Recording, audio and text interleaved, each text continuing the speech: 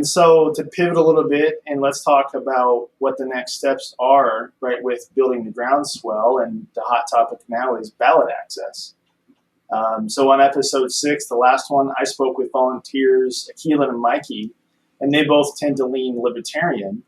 And we tried to flesh out reasons why the two existing independent parties, why their supporters shouldn't be interested in Unity 2020, and then why they should as a counter argument.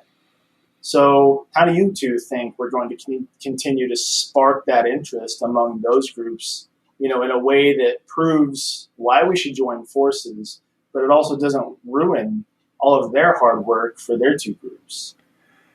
Let me touch on this quick, and then Megan, you can kind of follow up, and if you want to correct me, you can. But I don't see it as taking away someone's hard work. If Unity has the proper message of holding the country together, we don't want to ruin Republicans' hard work, Democrats' hard work. We don't want to ruin Green, Libertarians, Unity, anybody in the country. We want to bring them all along. And so really, it's up to us to show that Unity is a great enough idea that it would make sense for everybody to join. And even the politically disengaged, which is another thing that we really want to talk to, or I shouldn't say thing, but people we want to talk to. And I think as long as we keep our eye on the idea that we are trying to heal and make the country a better place tomorrow, then it shouldn't be a hard sell for anybody, doesn't matter what color they wear, to come along with us. Yeah, I think that's exactly right, Joe. I think that if we were to vote today, the Libertarians, I don't think that there's probably no one out there who thinks the Libertarians would, or the Greens, or any of these third parties would take the White House, right? So what we're offering here is to join forces with a groundswell bigger than what they could accomplish, or any one party really could accomplish on their own. I mean, even Unity, we're not a party. We're a combination of different beliefs, different ideologies with a core value of we want to save the republic because we believe it's in jeopardy. So that kind of, their power in numbers, right? So bringing people together with this common mission, I think is the most important thing. And I'm sure there will be a lot of third-party supporters who might not be keen on the idea at first. But I think with the patriotic goal in mind that we have, many of them could be persuaded, as well as combining with our supporters already. What's your take on that, Toby? Oh, sorry. Go ahead. No, go ahead. I was just saying that's why I liked our voting system when we were trying to draft candidates and kind of rank ordered choice. And so when I talk to any political spectrum, reds, blues, greens, yellows, it doesn't matter to me. It's if you're a libertarian, it's the same idea is that, we can all come around and we have kind of these base principles and these base ideals and dreams and hopes that we all can agree on.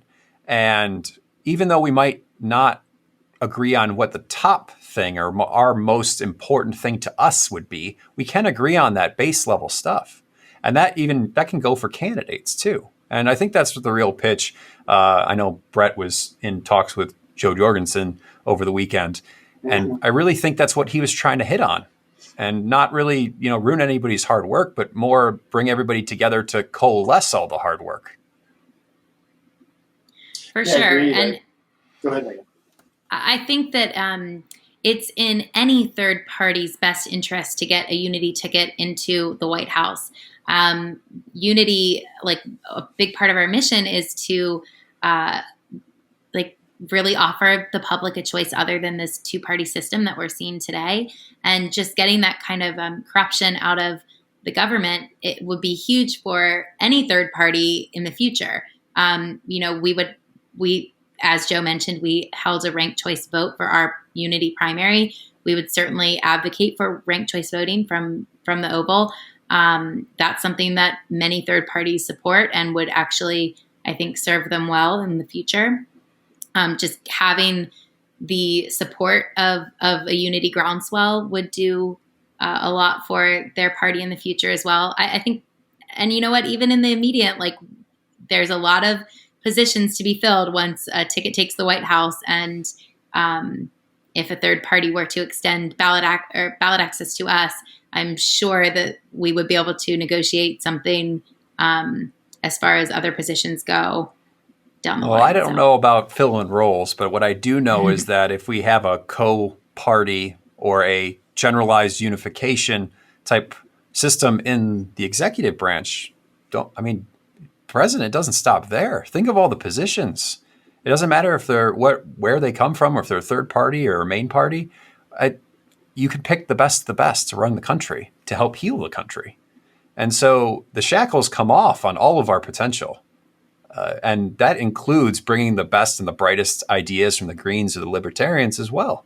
And I think that's what we really need right now, not just, what color my pin is on the side of my jacket.